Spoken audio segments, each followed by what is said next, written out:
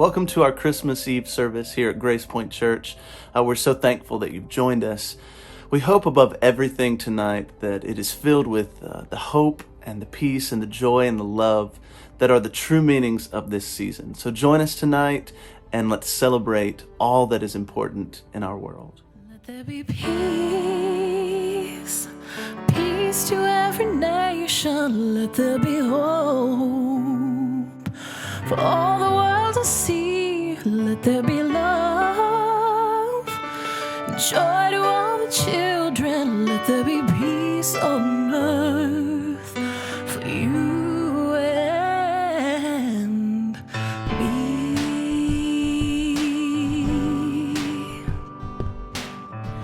If I had one wish on my Christmas list, it wouldn't be for presents under my tree. There'd be no more tears for crying, no more wars for fighting, and every mother's child would have enough to eat.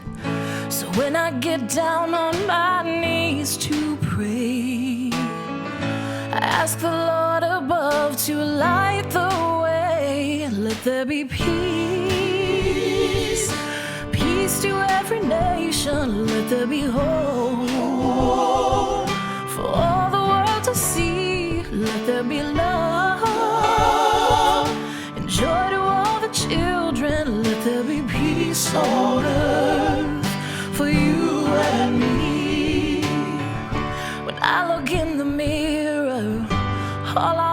see is true compassion looking back at me. I wanna love my neighbor, be the hands and feet of Jesus, take his love to the least of these. All I'm asking is to be the change.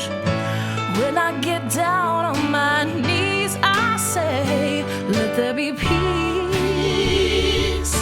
Peace to every nation. Let there be hope for all the world to see. Let there be love and joy to all the children. Let there be peace on earth for you and me. Let there be peace. Let there be love. Let there be joy for you and me. Let there be peace. Let there be love. Let there be joy for you and me. For you and me. Oh, let there be peace. Peace to every nation. Let there be hope for all the world to see. Let there be love and joy to all the children. Let there be peace on earth for you and me. Yeah. Oh, let there be peace. Peace to every nation. Let there be hope for all the world to see. Let there be love and joy to all the children. Let there be peace on earth for you and me. Yeah, peace on earth for you and me. Let there be peace on earth for you and me. In 2005, the White House invited Maya Angelou to attend the lighting of the Christmas tree and to bring a poem. Now, 2005 had been a terrible, a devastating year with tsunami, flooding, and earthquakes around the globe.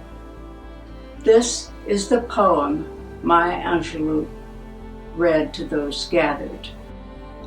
Amazing Peace, a Christmas poem by Maya Angelou. Thunder rumbles in the mountain passes, and lightning rattles the caves of our houses. Floodwaters await in our avenues.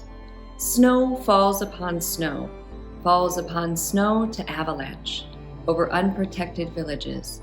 The sky slips low and gray and threatening.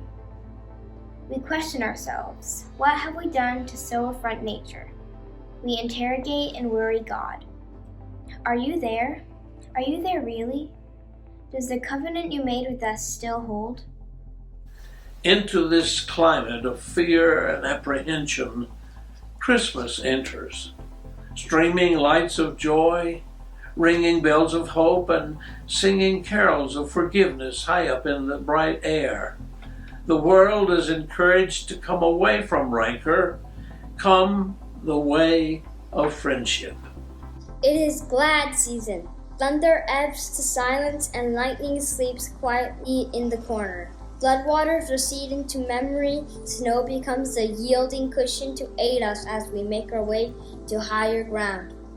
Hope is born again on the faces of children.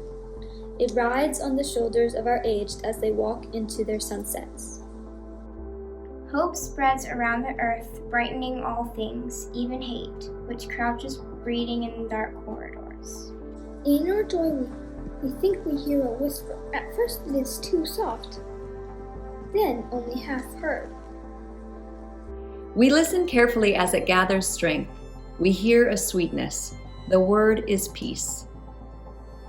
It is loud now, louder than the explosion of bombs. We tremble at the sound. We are thrilled by its presence.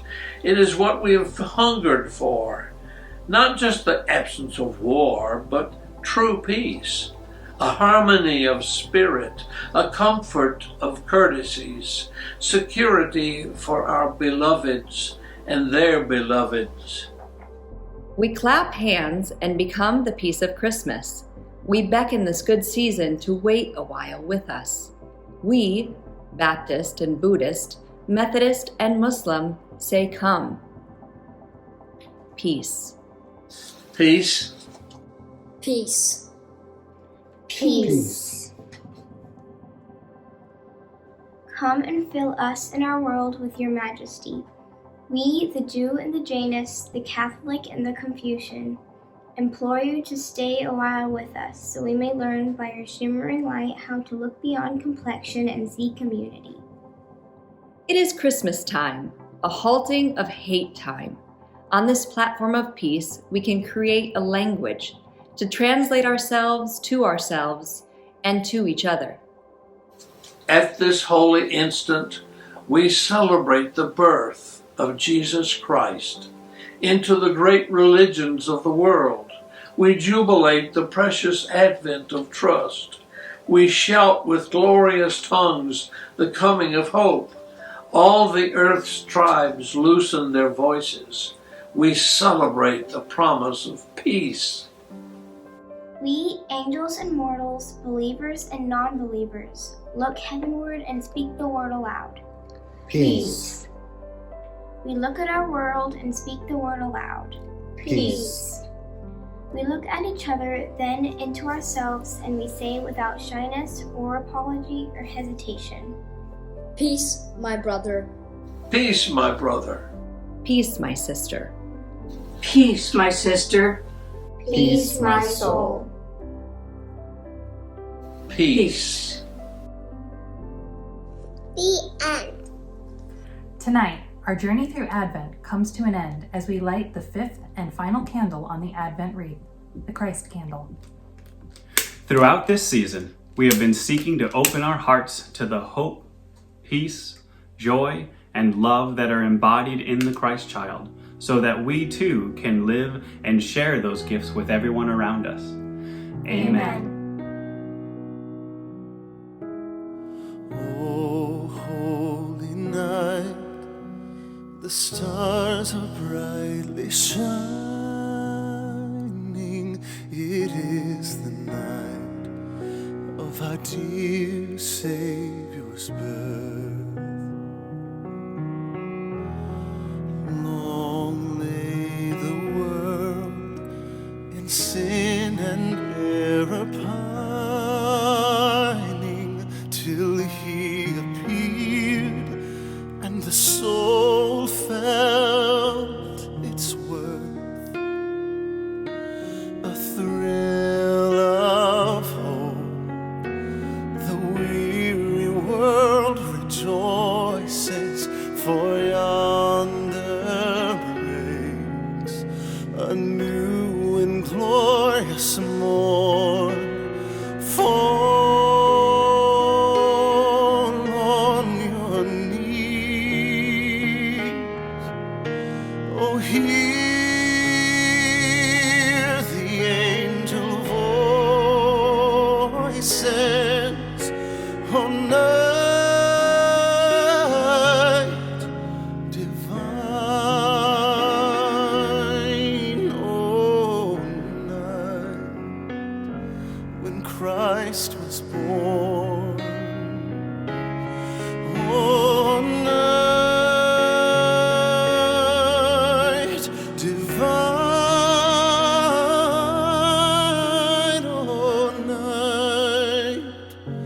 Oh, night divine.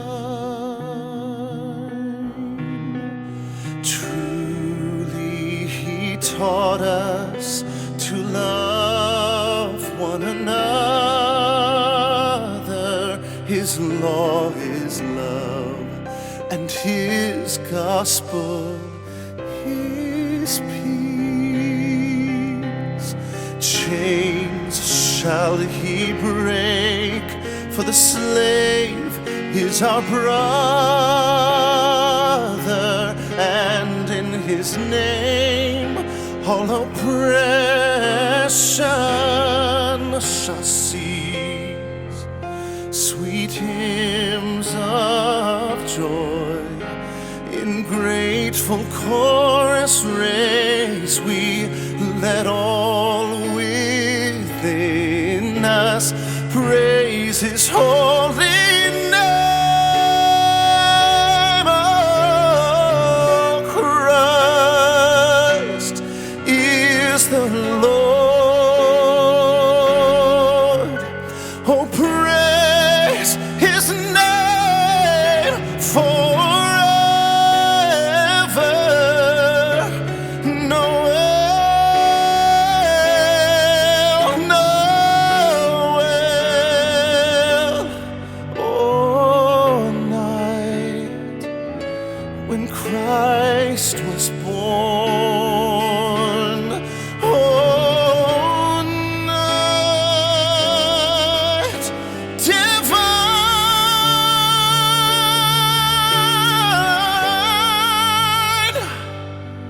Oh,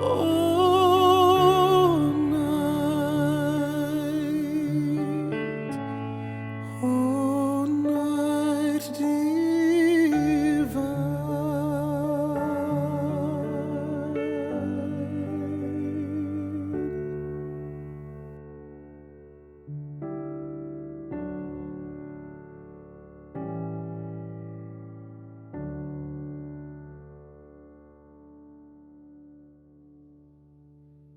Merry Christmas, Grace Point. I am so glad you're here with us tonight. I know that this Christmas season, for most of us, for at least many of us, doesn't look like what we expected it to. But I'm so glad you're here to join us as we say goodbye to Advent and welcome in the celebration of Christmas. Over the years in my Christmas Eve sermons, about almost 2 decades now, I've developed a little bit of a tradition that I don't know that anybody enjoys but me, but I think before you do anything in the world, you should at least enjoy it.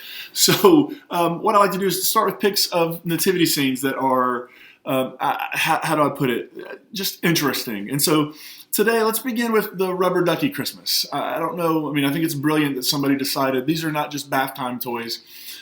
These are representative of the Christmas story. Then there's also these, like this was the one I kind of feel like somebody was like, you know, I'm just going to take some wooden blocks and write names on them, and that's going to be our. So you have the wooden squares, you have the minimalist spheres. So there's just these little round spheres that people have set up. This next one is really, really interesting, and this was sent to me by somebody who knows the. I don't know if you would say artist. I think you would say artist behind this. This is an all meat nativity, and they gave me a rundown of all that was included in this. And let me just say, I don't know what says Christmas other than the meat sweats, because that's exactly what it seems like you would get from this nativity scene. This next one I stumbled across on Twitter, and I guess it's a nativity scene. It's sort of the Holy Family, I guess, as mermaids. So if you're a fan of mermaids, there's that. I love this one because it says they ordered baby cheese. It's so corny. It is so corny, but I absolutely love it. This next one has a spoiler alert. Here we are at the nativity, and yet hanging on the wall is a crucifix. So if you're not into spoilers, you might want to avoid that nativity scene. This next one's pretty creative. It's a nativity scene made out of hay. It also means that I would be allergic to Christmas. I bet many of you would as well. And then this next one with the DeLorean that has crashed through the side. And of course, the DeLorean is from Back to the Future. And the minute I saw this picture, the first thing that came to my mind was the line from Doc Brown to Marty McFly when he says, "Roads, where we're going, we don't need roads." And they happen to just crash into the nativity. And this last one is one that all 5 of my kids collaborated on. Eventually, it was eaten by the dog, which is unfortunate. But we snapped a picture of it before that happened, and it was absolutely fantastic to watch them create that. And it's at least the picture is going to be hanging in. I don't know about my house, but it'll be hanging in my heart for years to come. So there's something about those nativity scenes. Maybe not those. I mean, because aren't we humans creative and really, really weird sometimes? But there's something about the nativity scenes that give me at least a sense of, when you see them, there's a sense of familiarity and a sense of connection to the past there.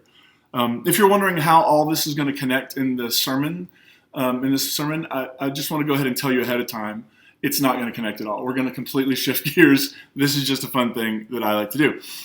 So I don't know about you, but there's a part of me that feels like this year has lasted a decade. But then there's another part of me that can't believe we're right here on the eve of Christmas, the moment before the moment, a moment brimming with possibility, with hope.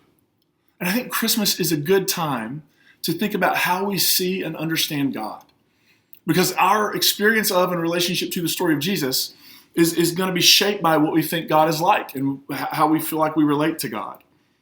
And there's a story that's often told that goes something like this, that God is an old man with a white beard, and of course God is old for sure, and a man for sure, right? Like that's the story. God's an old man with a white beard who's generally aloof and distant and detached and exists out there somewhere beyond outer space.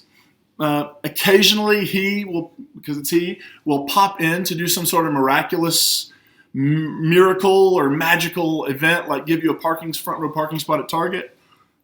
He sees you all the time. He sees you when you're sleeping. He knows when you're awake. He knows if you've been bad or good. I think you get it. And this story was also taught to us that God is very angry with humans because we're very bad. That we actually come from the factory with a defect that angers God, that is unacceptable to God. In fact, God is so angry with us that God can't even be near us or look at us. God is full of wrath towards us and wants to punish us. And God intends fully to do just that. But then, in an effort to avoid that, God sends Jesus into the world so that God can take all of God's anger and wrath against us out on Jesus. And this is what's often called good news. Like, instead of punishing us, God just found somebody else to punish. And that if you believe in Jesus and you pray the right prayer and you do the right things, that eventually you can pretty much feel pretty confident that you'll get an optimal afterlife experience. In this telling of the story, Jesus comes in the world to change God's mind about us. Right? I mean, that's the thing. Jesus stands between us and God, and essentially through his life and death pleads our case and says, look, don't take it out on them. Take it out. I didn't come out of the factory stand with a defect. Take it out on me, not on them. That's a very popular version of the story. Lots of people have believed that story and formed their lives around that story. Sermons are preached and songs are sung year after year, week after week, that reinforce that story. And for many of us, that story has produced a crushing amount of shame, fear, and guilt, which seems the opposite of good news to me. But the actual good news is that's not the only understanding of the story. There's an alternative way to tell the story that begins not with an inherent flaw in us, but with an inherent connection. That we enter the world living, moving, being, breathing in God. That at the core of what the word God is trying to describe is a dynamic, creative relationship. That we are not born with God over here and us over here, but that we are born in God. We come into the world with a relationship with the sacred. That we humans are actually born with an original goodness, an original shalom. We talked about shalom a couple weeks ago, which was everything in right relationship, things being right and good and whole. That we come into the world that way, with that kind of relationship with everything and everyone, including God. And as we all know, there are times when we disrupt that shalom. We engage in things that disrupt wholeness and disrupt, of course we do. And those moments create deep pain, and most of the tragedy of human history bears witness to the fact that we do that. And what our response is almost always to do is to hide away, to listen to the voice of shame that tells us we are unworthy and unacceptable. Yet, God's response to us isn't actually anger or wrath. God meets us with compassion, with grace, and with love. In this version of the story. And by the way, I mean, what I'm describing it's what happens in Genesis 3, right? Where the first two humans eat the fruit, their eyes are open, they're ashamed, they hide. God still shows up. God still shows up for their evening walk. If something has shifted, it hasn't been on God's end.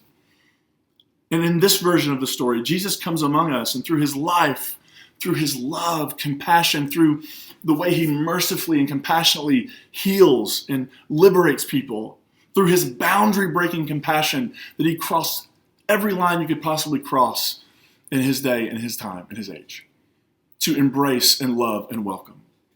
And in that life, he shows us what God is ultimately like. And even in rejection, he embodies the grace and love that we call God. See, in this version of the story, Jesus doesn't come to change God's mind about us. In this understanding of the story, Jesus comes to change our minds about God. Because so many of us have believed in and been wounded by that other story. What might happen if we allowed ourselves to trust that a better story, one that isn't marked by anger and wrath and rejection, but one that is instead marked by unconditional love, unconditional compassion, and unconditional embrace? What if we began to trust that that was the truest story? That Jesus doesn't enter the world to somehow, in some last-ditch effort to get God to like us or love us or at least tolerate us. That what Jesus does is he enters the world, and through the way he embodies the divine among us in something we all are invited to do. But in the way he embodies the divine among us, he invites us to see God differently. And maybe one of the tragedies of the Christian history is that we've actually developed that other story of what God is like in such a way that the God Jesus invites us to trust maybe isn't even recognizable to us anymore. Maybe the invitation of Christmas, and maybe the entire story of Jesus, not just Christmas, is summed up in this quote from Frederick Buechner when he writes this: "Come, all ye faithful, and all ye who would like to be faithful if only you could, all ye who walk in darkness and hunger for light. Come and behold him, born the King of angels. Speak to him or be silent before him. In whatever way it seems right to you, in whatever time, come with your hands empty." The great promise is that to come to him who was born in Bethlehem is to find coming to birth within ourselves something stronger and braver, gladder and kinder and holier than we knew before or than ever we could have known without him.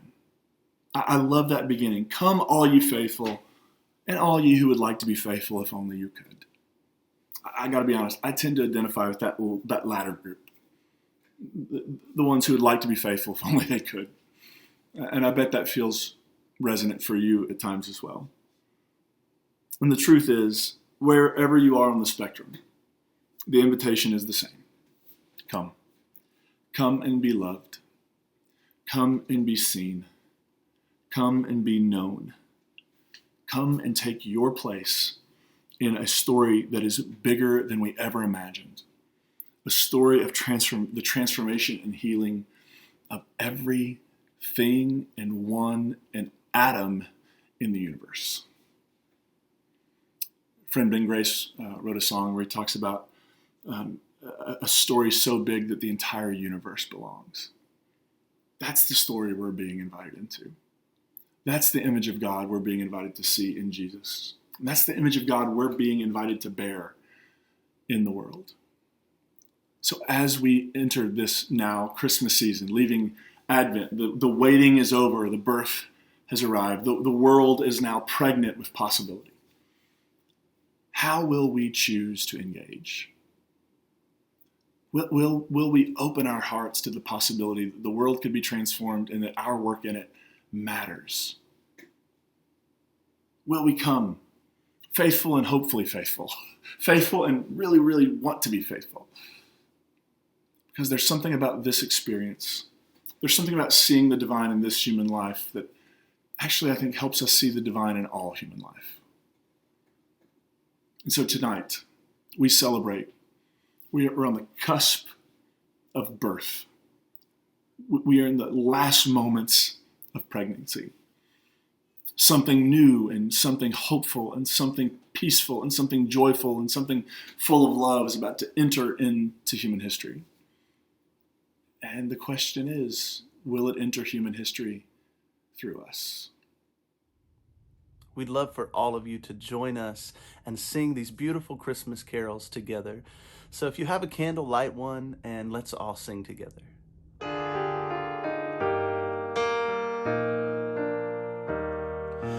Hark the herald angels sing, glory to the newborn King. Peace on earth and mercy mild, love has come to every child. Joyful all ye nations rise, join the triumph of the skies. With angelic host proclaim, Christ is born in Bethlehem. Hark the herald angels sing, glory to the newborn King. Hark the herald angels sing, glory to the newborn King. Joyful, joyful, we adore you, God of glory, Lord of love. Hearts unfold like flowers before you, opening to the sun above. Melt the clouds of sin and sadness, drive the dark of doubt away. Giver of immortal gladness, fill us with the light of day.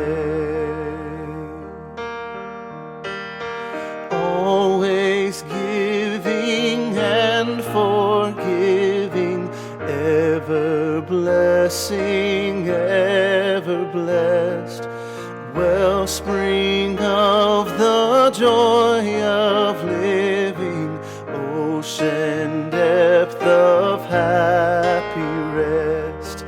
Loving Father, loving Mother, let your light upon us shine.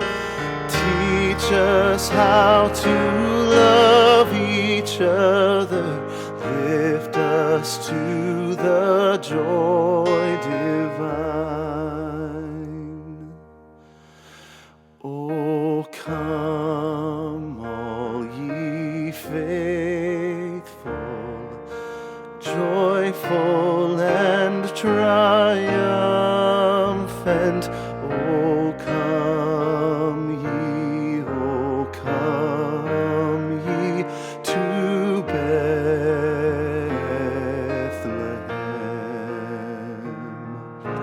Come and behold him, born the King of angels. Oh, come, let us adore him. Oh, come, let us adore him. Oh, come, let us adore him, Christ the Lord. Oh, come, let us adore him. Oh, come, let us adore him.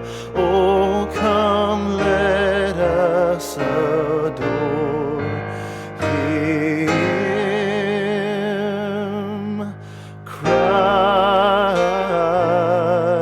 the Lord.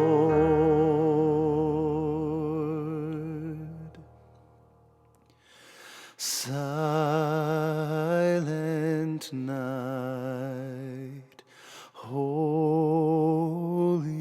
night. All is calm, all is bright, round the unvirgin mother and child. Holy infant, so tender and mild, sleep in heavenly peace. Sleep in heavenly peace. Oh, sleep in heavenly peace.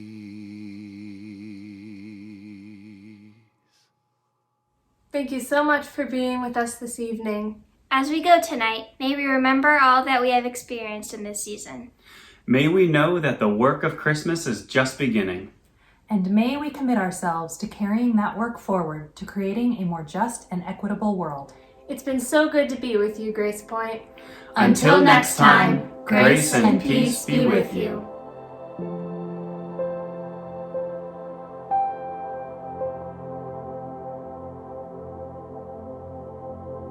Thank you.